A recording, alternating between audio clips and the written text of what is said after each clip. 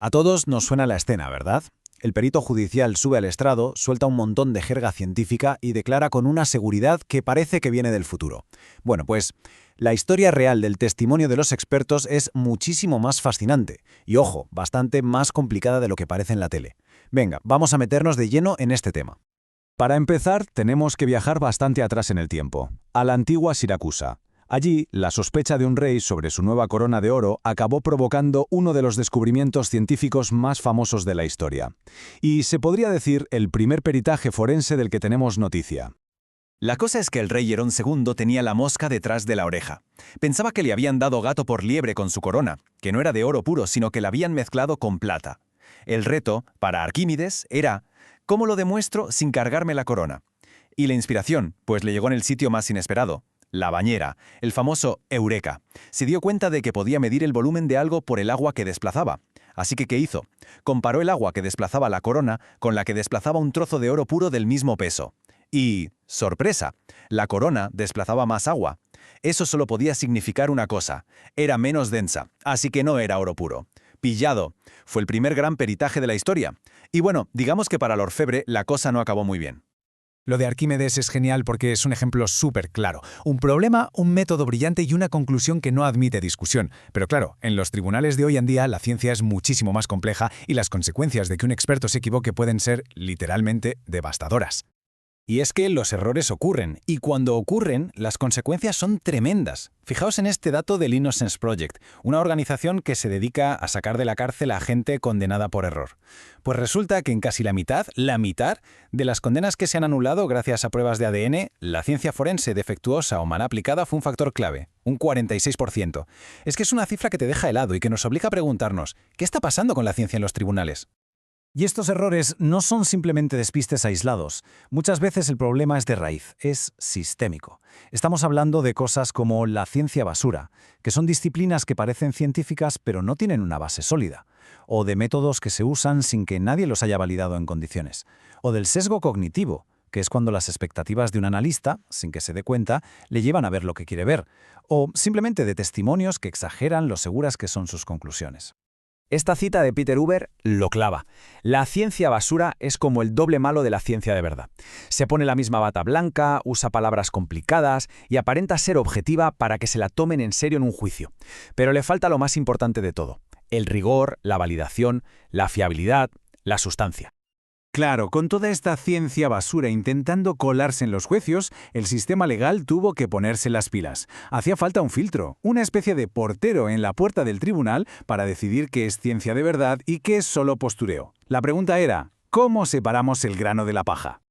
A ver, durante muchísimos años la regla era bastante simple, el llamado Standard Fry. Básicamente decía, oye, si los científicos de este campo lo aceptan, para adentro. ¿El problema? Pues que a veces toda una comunidad científica podía estar basándose en ideas que nunca se habían demostrado de verdad. Pero claro, en 1993, un caso en Estados Unidos, el caso Daubert, le dio la vuelta a la tortilla. El Tribunal Supremo dijo, un momento, los jueces tienen que ser como los porteros de una discoteca. Tienen que mirar la ciencia con lupa. Y ahora la pregunta ya no es solo si está aceptada, sino si ha puesto a prueba, lo han revisado otros expertos y sobre todo, ¿sabemos cuántas veces falla?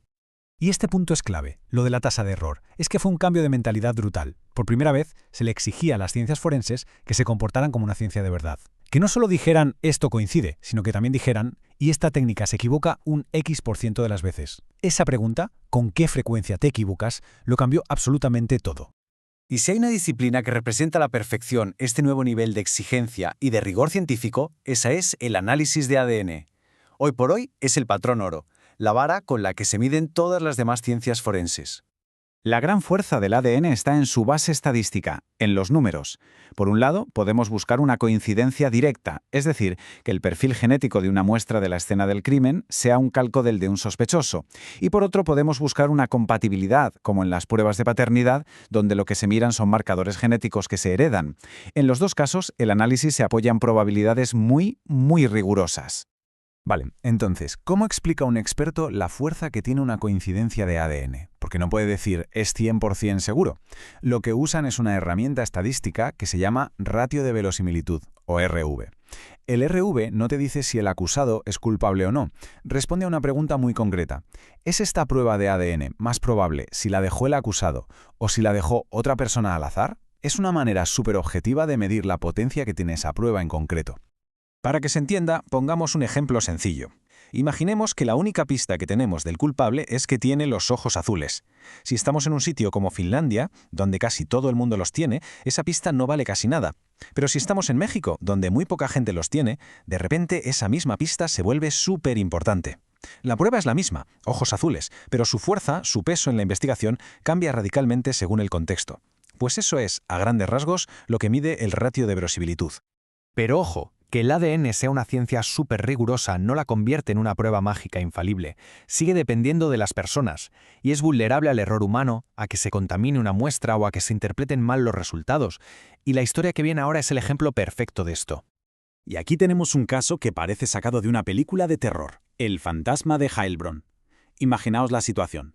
Durante 15 años, el ADN de una misteriosa mujer aparece en más de 40 escenas de crímenes por toda Europa. ¡40! Se crea la leyenda de una asesina en serie implacable e invisible. La cosa se puso tan rara que ya no tenía sentido, sobre todo cuando su ADN apareció en el cuerpo de un hombre, algo biológicamente imposible. Y ahí se destapó todo. La verdad era mucho más simple y a la vez más increíble. No había ninguna asesina. El ADN era de una trabajadora de la fábrica que hacía los bastoncillos de algodón que usaba la policía. Estaban contaminados de fábrica. O sea, el culpable no era un criminal, era un fallo garrafal en la cadena de custodia. La historia del fantasma de Heilbronn nos deja una lección importantísima. La ciencia forense no es magia. Es una herramienta brutalmente poderosa, sí, pero su fiabilidad depende por completo de los procedimientos, del contexto y, por supuesto, de la interpretación humana.